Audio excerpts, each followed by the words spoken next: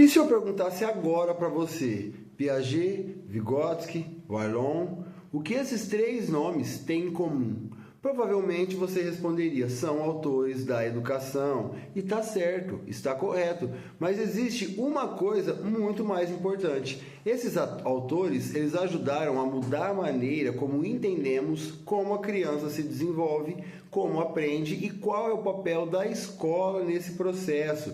E é exatamente por isso que eles são tão importantes para quem está se preparando para a PND, a Prova Nacional Docente. Só que hoje eu não quero que você saia daqui decorando 3 palavras. Piaget é igual a desenvolvimento, Vygotsky igual a interação e Vallon igual a afetividade. Isso é muito pouco e pior, pode fazer você errar uma questão. Porque uma banca ela pode apresentar uma situação de sala de aula sem citar o nome do autor. E aí você precisa reconhecer a teoria por trás daquela situação. Então hoje nós vamos fazer diferente. Nós vamos entender as ideias, comparar os autores e vamos colocar essas teorias dentro da sala de aula. E no final eu vou apresentar algumas situações que poderiam facilmente aparecer em uma questão da PND, começando por Jean Piaget. Piaget, quando falamos nele, uma das primeiras ideias que nós precisamos abandonar é aquela visão de que ele estudou simplesmente como ensinar crianças. O foco do Piaget está relacionado ao desenvolvimento cognitivo e à maneira como o sujeito constrói o conhecimento. E aqui está uma palavra fundamental, que é a construção. Para o Piaget, o conhecimento não é simplesmente colocado dentro da cabeça da criança, vamos dizer assim, A criança ela não é um recipiente vazio. Então, ela atua sobre o mundo, ela explora, ela experimenta, ela compara, ela erra, ela reorganiza suas ideias e nesse processo ela constrói conhecimentos. Então, imagina uma criança pequena que recebe diferentes objetos. Ela observa, ela pega, ela mexe, ela compara, ela percebe diferenças dos objetos, testa possibilidades com esses objetos. E isso não é apenas uma criança brincando. Tem uma atividade de construção aí, de conhecimento acontecendo. E aqui aparece um conceito importante, que é o esquema. E o que é esse esquema? Os esquemas, eles são estruturas de ação e pensamento que ajudam o indivíduo a organizar uma relação com o mundo. Conforme a criança se desenvolve, esses esquemas vão se tornando mais complexos. Agora, vamos para 2 conceitos que aparecem bastante quando nós estudamos o Piaget, que é a assimilação e a acomodação. Então, vamos imaginar uma criança que já conhece cachorro. Ela vê um animal diferente como um lobo. A criança ela pode inicialmente tentar encaixar aquele novo animal no conhecimento que ela já possui. Isso está relacionado à assimilação. Ela tenta compreender uma experiência nova utilizando estruturas que já possui. Mas imagina que ela percebe que aquele animal apresenta características que não se encaixam completamente no que ela conhecia. Então, suas estruturas precisam ser reorganizadas. E isso está relacionado à acomodação. Ou seja, a assimilação, o sujeito interpreta uma experiência nova a partir de estruturas existentes.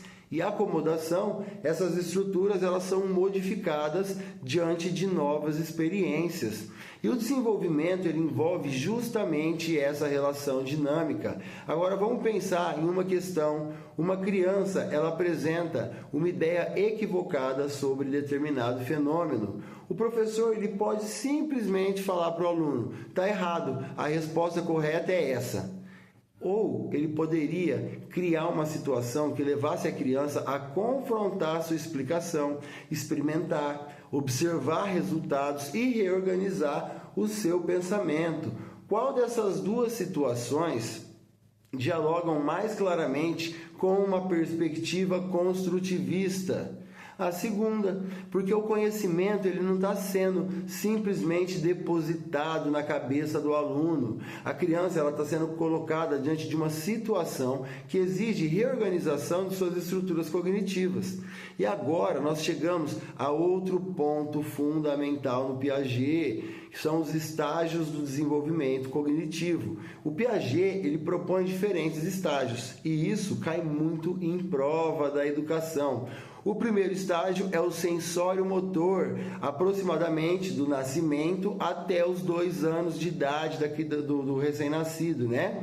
Depois tem o pré-operatório, de 2 a 7 anos. Depois, o estágio das operações concretas, que vai dos 7 até 11 ou 12 anos. E, por fim, o estágio das operações formais, que ele começa aproximadamente na adolescência. Mas, pessoal, muita atenção, não transforme isso numa tabela para decorar mecanicamente. A banca ela pode perguntar sobre características do pensamento em cada estágio. Então, no sensório motor, a inteligência está fortemente relacionada às ações e percepções. No pré-operatório, ocorre um importante desenvolvimento da linguagem e da representação simbólica, mas ainda existem limitações características desse período, como dificuldades em determinadas formas de raciocínio lógico. Nas operações concretas, a criança ela passa a desenvolver estruturas lógicas aplicadas a situações concretas, e nas operações formais surge a possibilidade de trabalhar com hipóteses e formas mais abstratas de raciocínio. Então, pessoal, vamos imaginar uma questão apresentando um adolescente capaz de formular hipóteses, imaginar possibilidades que não estão presentes concretamente e raciocinar sobre situações abstratas. Isso pode nos aproximar do pensamento das operações formais. Mas muito cuidado com uma pegadinha que pode cair na prova de vocês. O Piaget, ele não dizia que toda criança de determinada idade desenvolveria automaticamente exatamente as mesmas capacidades no mesmo dia. Os estágios, eles são referências para compreender o desenvolvimento cognitivo, não uma máquina cronológica rígida. E agora vamos mudar completamente o cenário. Imagina que uma professora diga: meus alunos não conseguem aprender determinado conteúdo porque ainda não chegaram à idade certa. Isso seria uma aplicação adequada de Piaget? Não necessariamente. Conhecer o desenvolvimento cognitivo não significa usar o estágio como uma sentença definitiva sobre aquilo que o estudante pode ou não pode aprender. O professor ele precisa compreender as características do desenvolvimento, mas também ele precisa considerar experiências, contexto, interação, mediação e condições de aprendizagem. E é justamente aqui que podemos começar a perceber uma diferença importante. Porque quando nós saímos de Piaget e entramos em Vygotsky, a interação social ela ganha um papel ainda mais central. Então, já que nós entramos aqui em Lev Vygotsky, né, vamos falar dele aqui. O Vygotsky, ele desenvolveu uma perspectiva histórico-cultural. E aqui eu quero que você guarde 3 palavras: cultura, interação e mediação. Para o Vygotsky, o desenvolvimento humano acontece em relação com o contexto social e cultural daquele indivíduo. E o indivíduo ele não se desenvolve isoladamente, ele participa de relações sociais, utiliza instrumentos culturais, desenvolve linguagem, interage com outras pessoas, e essas experiências elas participam da constituição das funções psicológicas superiores. Agora vamos pensar na criança aprendendo a utilizar uma ferramenta. Inicialmente, ela pode precisar de ajuda de alguém mais experiente. Depois, ela começa a realizar parte da atividade com menos ajuda e, posteriormente, ela consegue realizar aquilo de forma mais independente. E essas ideias nos aproximam de um dos conceitos mais conhecidos do Vygotsky, que é a famosa ZDP, Zona de Desenvolvimento Proximal. Mas vamos tomar muito cuidado para não reduzir isso a uma frase decorada. A zona de desenvolvimento proximal diz respeito à distância entre aquilo que o sujeito consegue realizar de forma independente e aquilo que ele consegue realizar com a colaboração de alguém mais experiente. E isso muda completamente a nossa visão sobre o ensino, porque o professor, ele não deve olhar apenas para aquilo que o estudante já consegue fazer sozinho. Ele também precisa observar aquilo que o estudante consegue fazer com a ajuda e que poderá posteriormente realizar de maneira mais autônoma. Imagina uma criança resolvendo um problema matemático. Então, vamos lá, né? Ela vai fazer sozinha, mas ela não consegue. Mas só que quando o professor ele faz algumas perguntas, ele apresenta uma pista e ajuda a organizar o raciocínio, ela consegue chegar à solução. Isso significa que aquela aprendizagem ela está além da capacidade atual independente, mas dentro de uma possibilidade de desenvolvimento com mediação. E é aí que a ideia de zona de desenvolvimento proximal se torna extremamente importante. E aqui aparece outra palavra muito importante, né? Que vai cair na prova de vocês, que é a mediação. O professor ele pode atuar como mediador, mas a mediação não significa dar a resposta para o aluno. Se o professor resolve tudo para o estudante, não existe aprendizagem autônoma. Então, a mediação ela envolve criar condições para que o estudante avance. Então, você vai perguntar, orientar, dar pistas, apresentar recursos, organizar experiências, problematizar, oferecer apoio adequado e, gradualmente, permitir que o estudante assuma maior autonomia. Agora, vamos pensar em outra situação. Uma professora ela entrega uma atividade difícil para os estudantes. Ela percebe que alguns não conseguem realizar a atividade. Então, ela organiza grupos, oferece pistas diferentes para os alunos, faz pergunta orientadora e acompanha o processo. Depois de algumas tentativas, os estudantes conseguem resolver problemas que inicialmente não conseguiam realizar sozinhos. Qual conceito de Vygotsky aparece com força nessa situação? A zona de desenvolvimento proximal e mediação. E agora, pessoal, nós vamos falar de linguagem.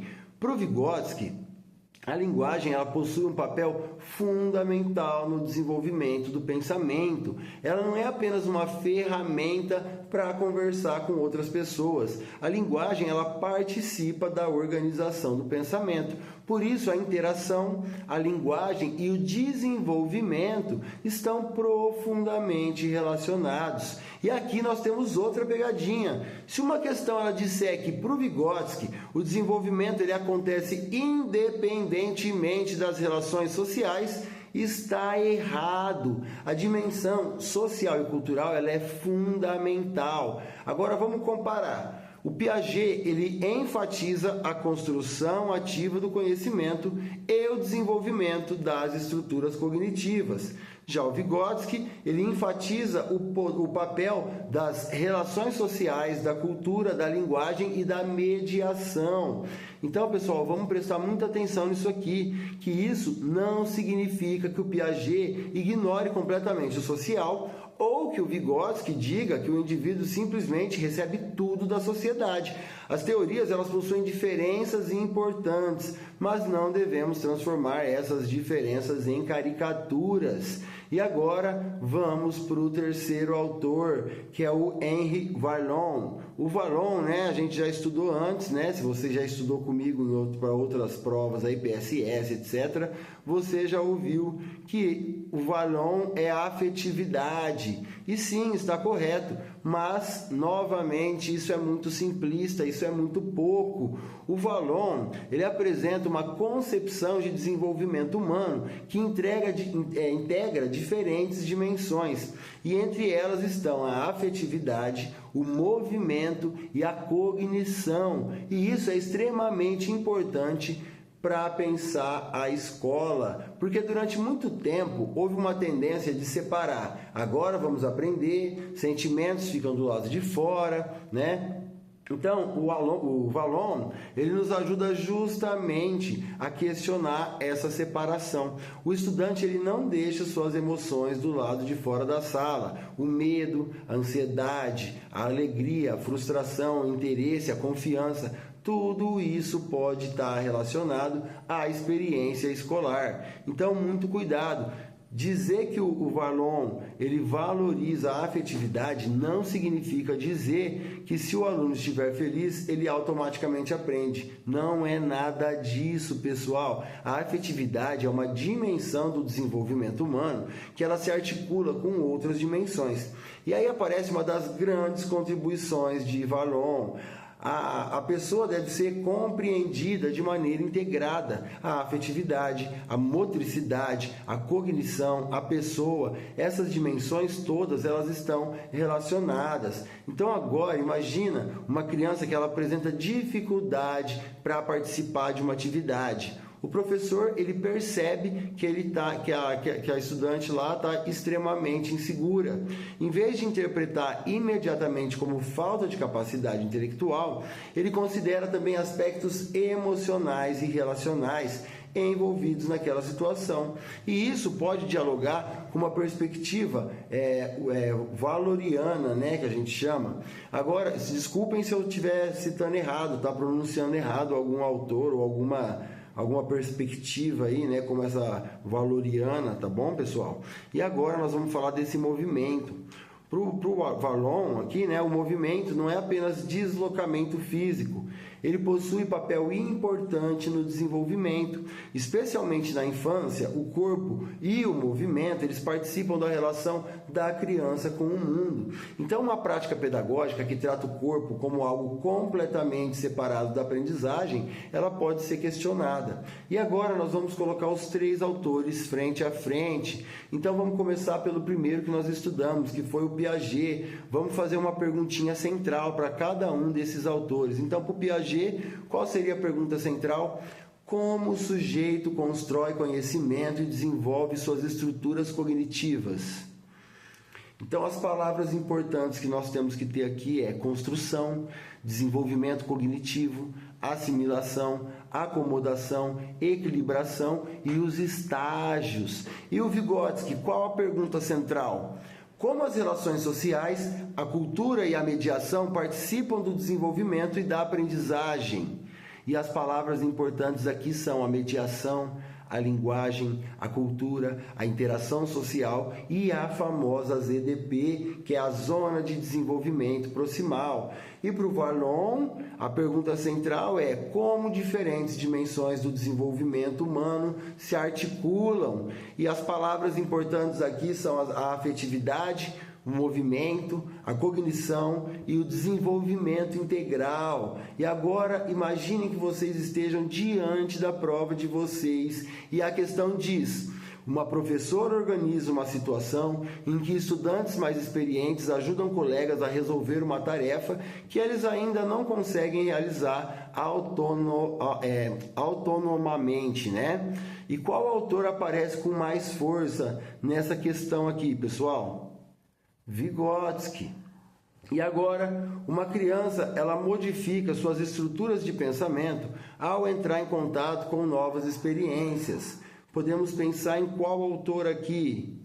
No Piaget. E agora, uma professora considera que aspectos afetivos e motores participam do desenvolvimento da criança e não devem ser separados da dimensão cognitiva. Aqui aparece o Vallon. Percebem, pessoal? Não é decorar, é reconhecer a lógica. E agora nós vamos aumentar um pouquinho a dificuldade. Então vamos imaginar uma questão que um professor ele acredita que basta transmitir informações para que os estudantes aprendam. Por isso, apresenta o conteúdo, pede que copiem e considerem encerrado o processo. Qual o problema nesse processo?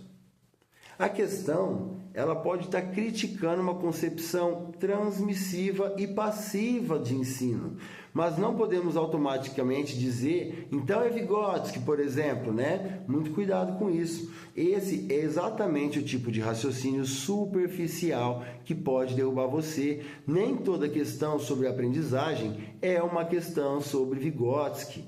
Primeiro, nós precisamos identificar qual conceito está sendo mobilizado. Essa é uma regra que eu quero que você leve para todas as nossas aulas.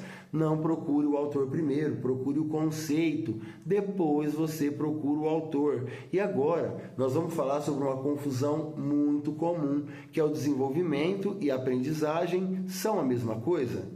Não. As teorias, elas apresentam relações diferentes entre esses processos. Então, em Piaget, existe uma forte percepção e preocupação com a construção das estruturas cognitivas e com o desenvolvimento.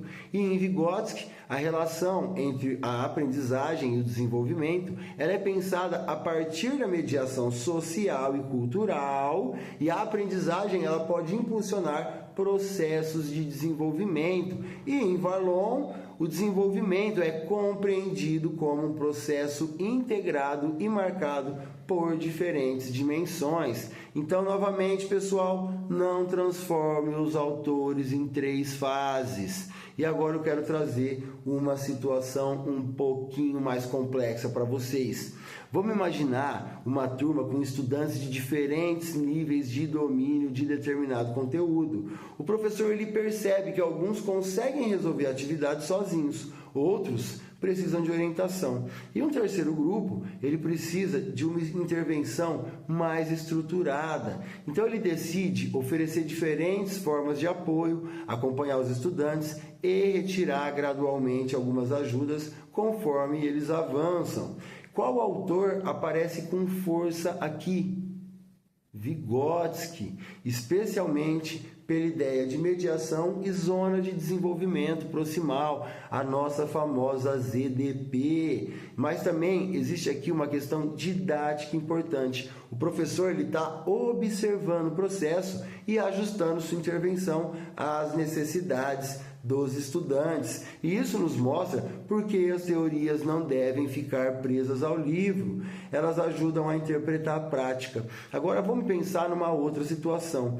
Uma professora ela percebe que os estudantes estão tentando, resolver um problema. Em vez de apresentar imediatamente a resposta, ela permite que eles formulem hipóteses, testem possibilidades, comparem resultados e reorganizem as suas explicações.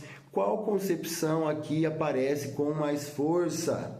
Construtivista. E aqui o Piaget ele pode ser uma referência muito importante. Agora outra, pessoal, vamos pensar.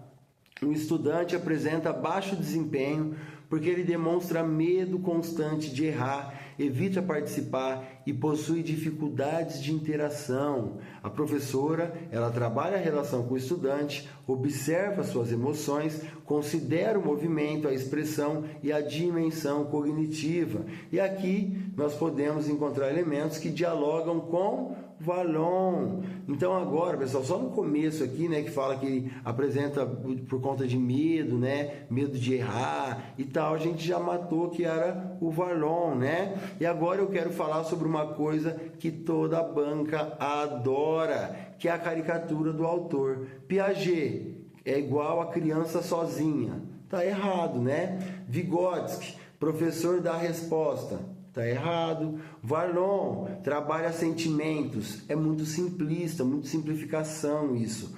O Piaget é igual a fases rígidas, simplificação também. O Vygotsky, aprender somente com outras pessoas, também é muito simplificado isso, está incompleto, vamos dizer. E o Vallon, falar que ela é emoção acima do conhecimento, também está errado, não é acima, Então, sempre que você perceber uma definição extremamente absoluta, pare, lê novamente, porque teorias complexas não cabem normalmente em uma frase absoluta.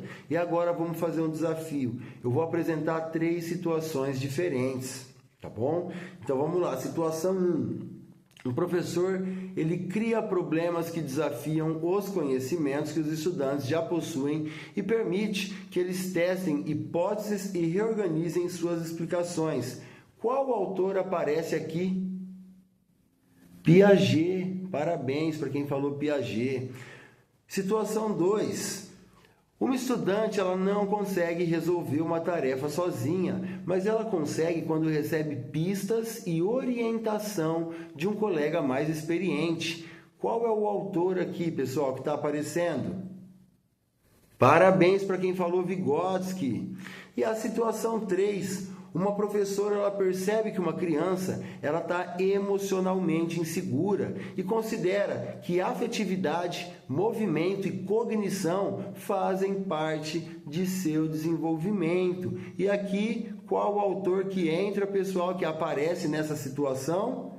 Vallon. E agora vamos dificultar um pouquinho mais, tá bom, pessoal? Vamos imaginar uma questão que ela apresente um professor que organiza uma atividade em grupo, estimula o diálogo entre os estudantes e permite que eles troquem conhecimentos. Você marcaria Vygotsky imediatamente? Calma. Pode haver elementos compatíveis com uma perspectiva sociocultural, mas apenas trabalhar em grupo não transforma automaticamente uma atividade em Vygotsky. Essa é uma pegadinha muito importante. A questão, ela precisa apresentar elementos conceituais que sustentem a interpretação. Por exemplo, mediação, interação social, linguagem, colaboração e a nossa famosa ZDP, Zona de Desenvolvimento Proximal. Agora uma outra pegadinha. Uma atividade, ela utiliza materiais concretos. Portanto, é Piaget? Também não. Utilizar material concreto pode aparecer em diferentes abordagens. O material sozinho, ele não identifica uma teoria. Então, nós precisamos observar como a atividade está organizada e qual concepção de aprendizagem está por trás dela. E isso é ouro para a Prova Nacional Docente, o famoso PND de vocês aí. Porque a banca, ela pode colocar uma prática pedagógica aparentemente moderna e perguntar qual concepção está presente. Então, você não pode escolher pelo visual, lê a lógica. E agora, nós vamos para uma revisão rápida, pessoal, de fim de aula. O Piaget, o sujeito constrói conhecimento, desenvolvimento cognitivo, assimilação, acomodação, equilibração e estágios. Já o Vygotsky, desenvolvimento histórico-cultural, interação social, mediação, linguagem e a ZDP, Zona de Desenvolvimento Proximal. E o Vallon, desenvolvimento integrado, afetividade, movimento e cognição. E agora eu quero deixar uma regrinha para vocês. O Piaget não é apenas desenvolvimento, Vygotsky não é apenas interação e o Vallon não é apenas afetividade. Cada teoria ela é muito maior que sua palavra-chave. As palavras-chave servem para nos ajudar a lembrar, mas na prova nós precisamos reconhecer o conjunto e isso nos leva ao nosso método para as próximas aulas. Sempre que encontrarmos um autor, vamos responder 5 perguntas. Quais são essas perguntas? O que ele entende por desenvolvimento? O que ele entende por aprendizagem? Qual o papel do estudante? Qual o papel do professor? E como isso aparece na nossa prática escolar?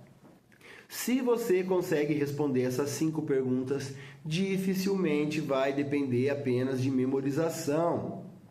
E agora vamos para a última situação, problema da aula. Imagina que uma professora diga: meus estudantes precisam primeiro estar completamente prontos para aprender. Por isso eu não vou apresentar desafios até que eles atinjam determinado nível de desenvolvimento. O que vocês acham disso? Essa afirmação ela pode apresentar uma interpretação excessivamente rígida da relação entre desenvolvimento e aprendizagem. Especialmente, pessoal, porque diferentes teorias nos mostram que a aprendizagem e o desenvolvimento, eles possuem relações complexas. E em Vygotsky, nós encontramos justamente a ideia de que a aprendizagem, quando organizada adequadamente, ela pode impulsionar processos de desenvolvimento. Então, cuidado com frases como: primeiro o aluno se desenvolve, depois aprende. Então, pessoal, isso é uma situação muito perigosa, é muito simplista, né? Uma simplificação perigosa. Então, agora você já consegue perceber como uma questão pode ser construída. Ela pode não perguntar para você qual o autor criou o conceito de zona de desenvolvimento proximal, por exemplo. Ela pode apresentar uma professora trabalhando com apoio gradual e perguntar qual concepção está presente. E você precisa reconhecer. E essa é a habilidade que queremos desenvolver, não apenas lembrar, interpretar. E essa palavra, interpretar, é fundamental para a nossa preparação para a PND, porque uma prova que ela apresenta situações problema, ela exige que você consiga transformar uma situação concreta em uma análise conceitual. Então, quando você encontrar uma questão, não tenha pressa, lê a situação, identifica o problema, observa o papel do professor, o papel do estudante e vê como a aprendizagem está sendo compreendida. Aí você vai procurar a concepção teórica e só depois pensa no autor. Esse processo ele reduz muito a chance de cair em pegadinhas. E hoje nós começamos a construir justamente esse olhar, porque na nossa próxima aula, na nossa aula 4, nós vamos sair das teorias do desenvolvimento e entrar diretamente em didática, ensino e aprendizagem. E aí vamos responder uma pergunta que ela parece muito simples: o que significa ensinar? Porque ensinar não é simplesmente falar, dar uma aula, não é necessariamente ensinar. Usar uma metodologia ativa não significa automaticamente produzir aprendizagem. E colocar o aluno para participar não significa necessariamente que ele esteja aprendendo. Vamos desmontar essas ideias e entender o que realmente existe por trás do processo de ensino e aprendizagem. E essa será a nossa aula 4. Se você está acompanhando essa preparação, continue comigo, porque a ideia aqui não é fazer você decorar uma apostila, é fazer você chegar no dia da PND olhando para uma questão e pensando: eu sei exatamente o que essa questão está tentando avaliar. Beleza, pessoal? Eu sou o Quitério e nos vemos na nossa próxima aula.